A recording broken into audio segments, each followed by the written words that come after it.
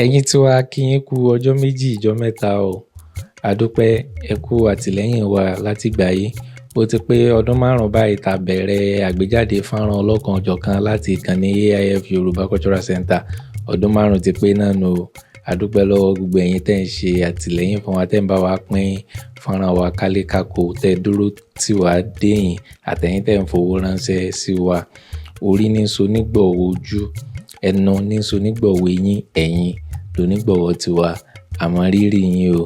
Ǹjẹ́ ọ̀làlà awọ ọ̀bẹ sọdún èyí tán wọ́n ní kò ní sẹ́mi, ó ní irọ́ ni wọ́n ń pa, ó ní irọ́ ni wọ́n ń sùta. Ǹjẹ́ àwa tá jọ ṣe déyìn, a jọ ṣe ọdún 10, a jọ ṣe 50, a jọ ṣe jù bẹ́ẹ̀ lọ.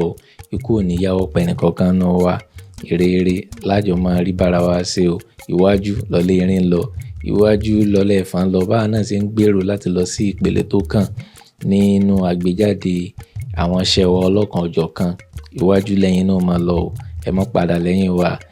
Ẹ jẹ́ àtúnjọ máa ṣe síwájú sí o. Ká ṣe gbé lárugẹ èdè, àṣà àti ìṣe àwọn ènìyàn Yorùbá.